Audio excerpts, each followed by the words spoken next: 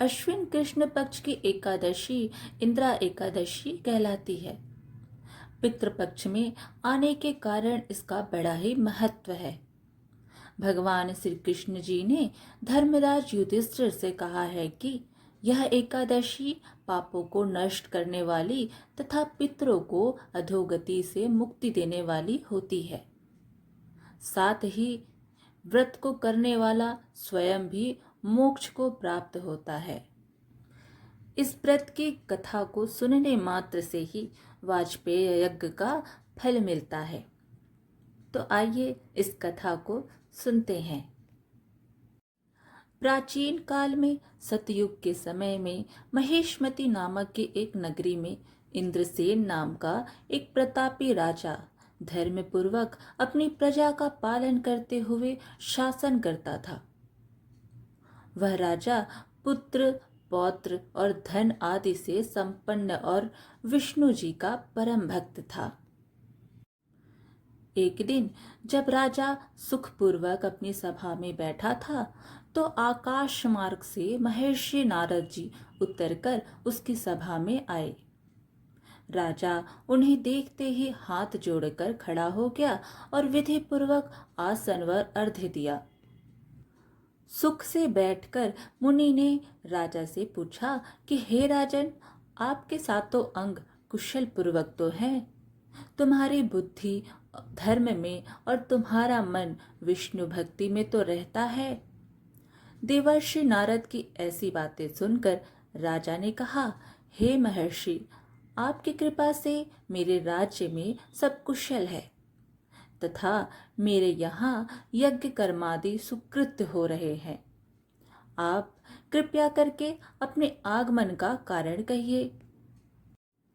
तब ऋषि कहने लगे कि हे राजन, आप आश्चर्य देने वाले मेरे वचनों को सुनो। मैं एक समय ब्रह्मलोक से यमलोक को गया।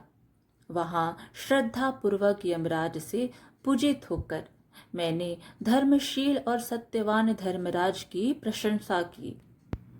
उसी यमराज की सभा में महाज्ञानी और धर्मात्मा तुम्हारे पिता को एकादशी का व्रत भंग होने के कारण देखा।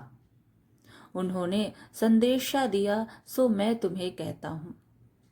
उन्होंने कहा है कि पूर्व जन्म में कोई विघ्न हो जाने के कारण मैं यमराज के निकट रह रहा हूँ। सो हे पुत्र, यदि तुम अश्विन कृष्ण इंदिरा एकादशी का व्रत मेरे निमित्त करो तो मुझे स्वर्ग की प्राप्ति हो सकती है। इंद्रसेन को अपने पिता के यमलोक में पड़े होने की बात सुनकर महान दुख हुआ और उसने नारद से कहा, हे नारद जी, यह तो बड़े दुख का समाचार है कि मेरे पिता यमलोक में पड़े हैं।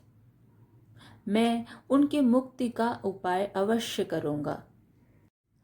आप मुझे इंदिरा एकादशी व्रत का विधान बताने की कृपा करें।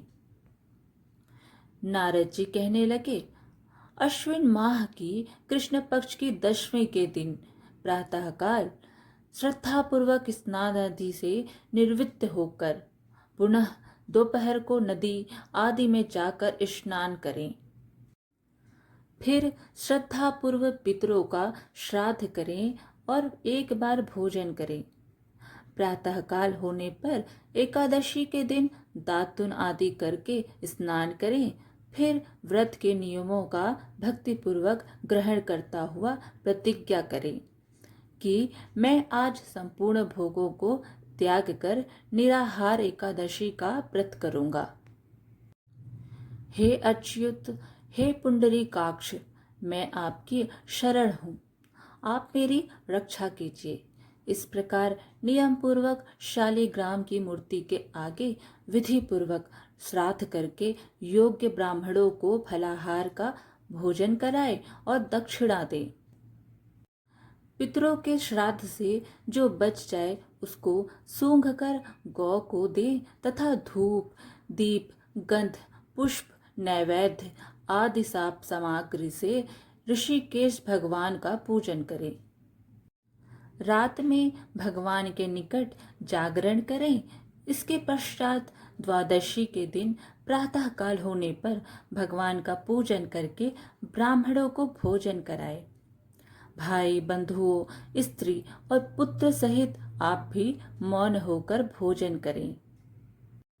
नारद जी कहने लगे कि हे राजन, इस विधि से यदि तुम आलस्य रहित होकर इस एकादशी का व्रत करोगे तो तुम्हारे पिता अवश्य ही स्वर्गलोक को जाएंगे। इतना कहकर नारद जी अंतर्ध्यान हो गए। नारद जी के कथनानुसार राजा द्वारा अपने बांधवों तथा दासों सहित व्रत करने से आकाश से पुष्प वर्षा हुई और उस राजा का पिता गरुड़ पर चढ़कर विष्णु लोक को गया। राजा इंद्रसेन भी एकादशी के व्रत के प्रभाव से निष्कंटक राज्य करके अंत में अपने पुत्र को सिंहासन पर बैठाकर स्वर्गलोक को गया। तो इस प्रकार इंदिरा एकादशी व्रत की कथा यहीं समाप्त हुई। फिर मिलेंगे एक और धार्मिक कथा के साथ। अगर आपको ये वीडियो पसंद आए तो एक लाइक ज़रूर करें और चैनल को सब्सक्राइब भी ज़रूर करिए। धन्यवाद।